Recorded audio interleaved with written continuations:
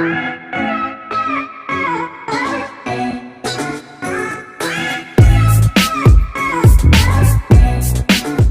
semua, kami dari kelompok podcast 7 Up kembali dengan tema yang baru nih. Seperti biasa, aku nggak sendirian. Ada siapa aja ya? Halo semua, ada aku Thea. Aku Vanessa. Aku Vivian. Hai, aku Evan. Aku Sisil. Aku Veve.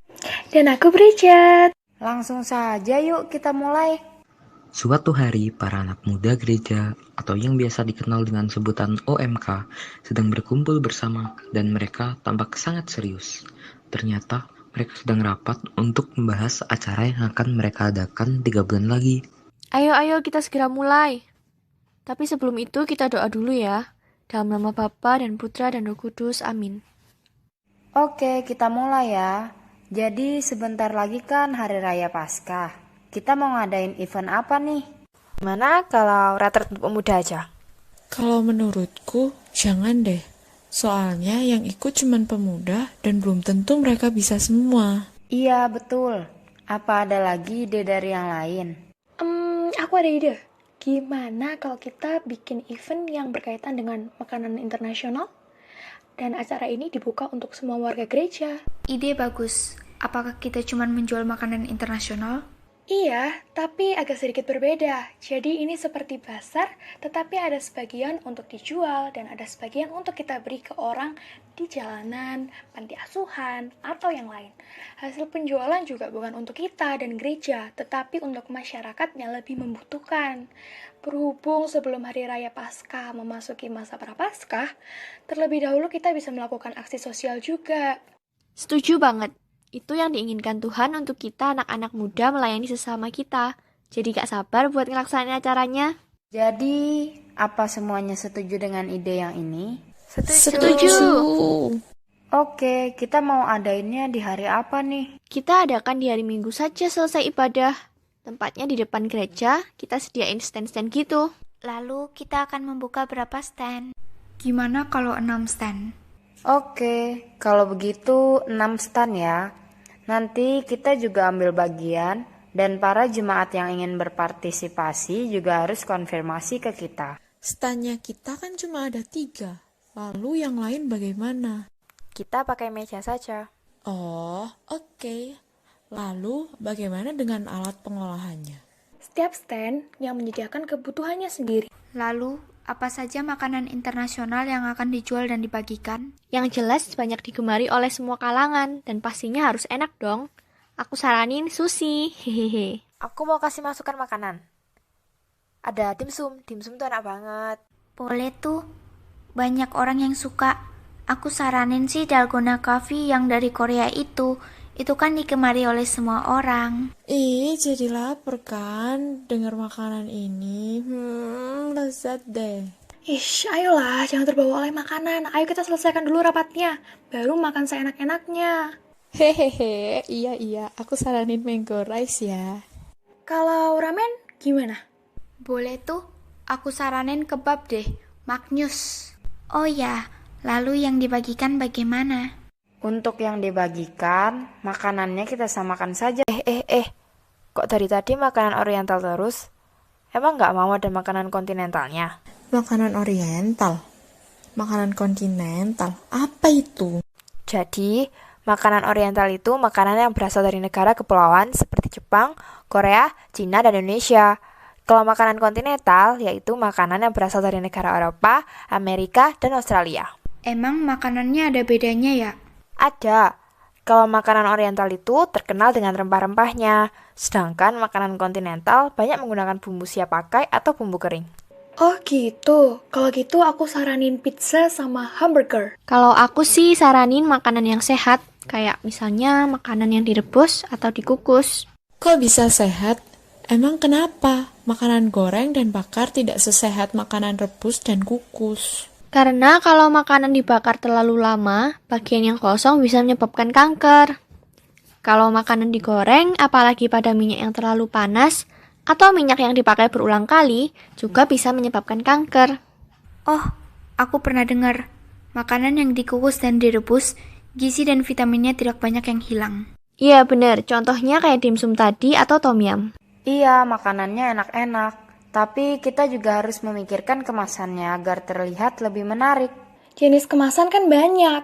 Yang aku tahu kemasan berdasarkan struktur isinya dan kemasan berdasarkan frekuensi pemakaiannya. Kalau berdasarkan struktur isinya, dibagi jadi 3, yaitu kemasan tersier dan kuartener, kemasan sekunder, dan yang terakhir, kemasan primer.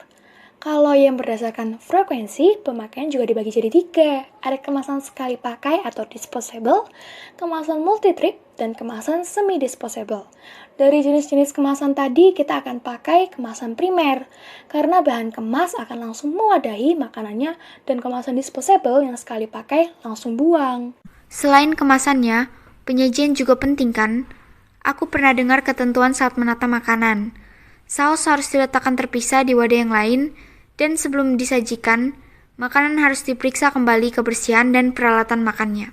Karena makanan dan seluk-beluk acaranya sudah kita bahas, sekretaris jangan lupa untuk membuat proposalnya ya.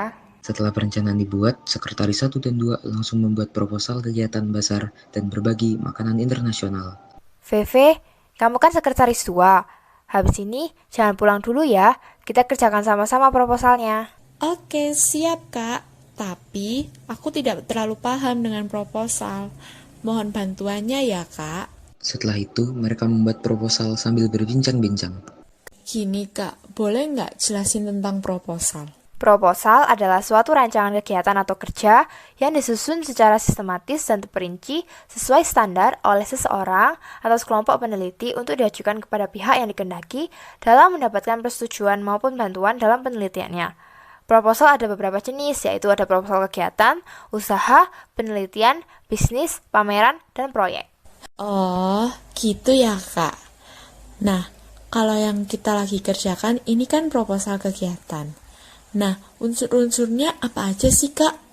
Jadi, unsur-unsurnya adalah latar belakang kegiatan, dasar pemikiran, nama kegiatan, tujuan kegiatan, target kegiatan, manfaat kegiatan, jenis kegiatan, waktu dan tempat kegiatan, jadwal kegiatan, pelaksanaan dan organisasi kerja, sasaran, anggaran dana kegiatan, dan terakhir penutup. Wah, banyak juga ya. Berarti kita harus kerjain itu semua, Kak. Yalah, makanya aku minta kerjakan sekarang biar cepat selesai.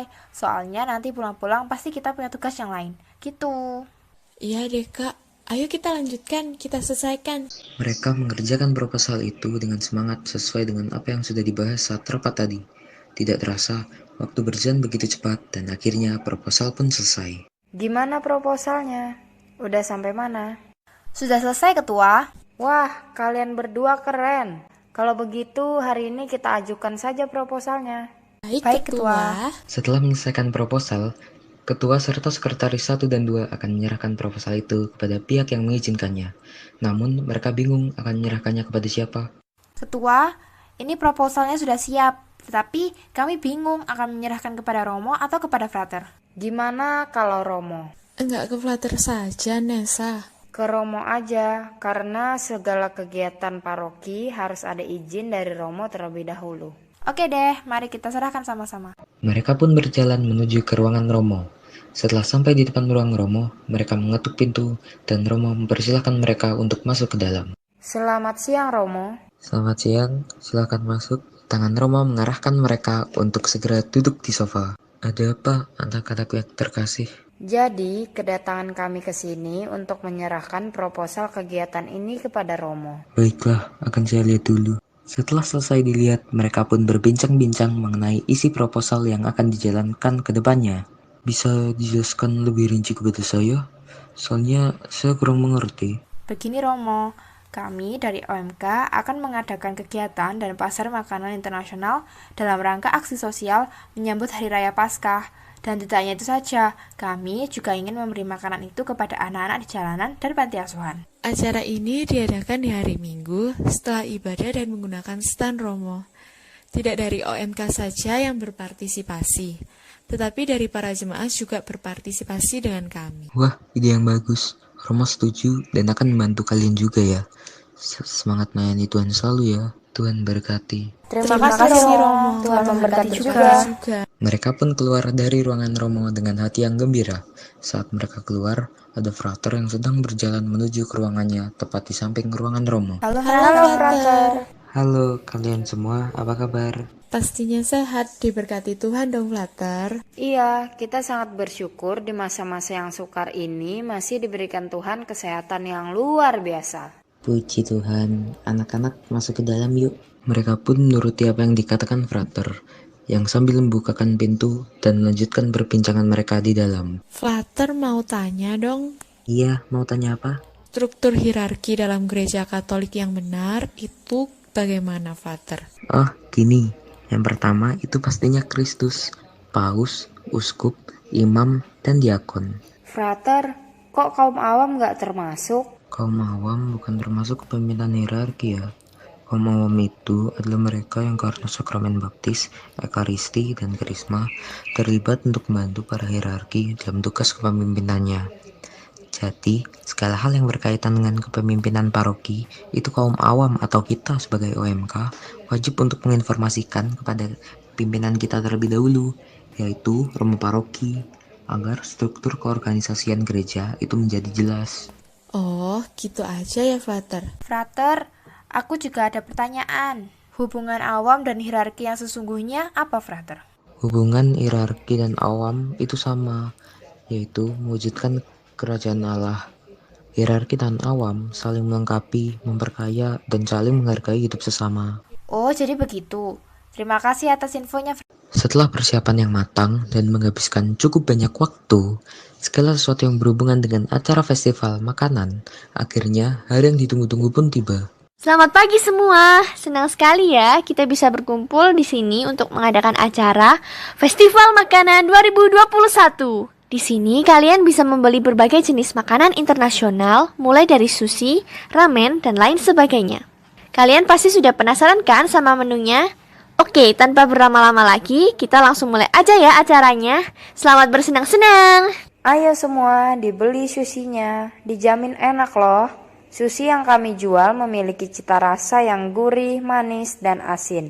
Cocok banget nih buat kalian yang suka makan sushi. Wah, baunya enak sekali. Beli yuk. Wah, tampilannya menarik banget. Aku mau beli satu deh. Yang pencinta kopi mampir yuk. Di sini kami menjual dalgona coffee dengan kemasan yang menarik pastinya. Dan rasanya tidak usah diragukan lagi. Takarannya juga pas, cocok untuk kalian yang kurang menyukai rasa pahit pada kopi. Wah, rasanya enak banget, tidak terlalu pahit dan tidak terlalu manis. Kemasannya pun kelihatan menarik, cocok untuk diupload di Instastory. Yang lagi diet bisa nih beli dimsum buatan kami. Bisa dibuat ngemil juga loh. Isinya berupa daging dan sayur-sayuran. Wah, mumpung lagi diet, coba beli ah. Bagi pecinta drama Korea dan suka makanan pedas, boleh nih mampir. Kami menjual ramen yang rasanya bener-bener seperti sedang berada di Korea. Rasanya juga enak banget dan pedasnya menantang. Kita juga menyediakan spot foto ala-ala Korea. Cocok untuk di-upload di Instagram. Wah, beneran kayak di Korea ya? Gila, ramennya beneran pedas banget. Kami juga menyediakan kebab loh di sini. Ayo mampir.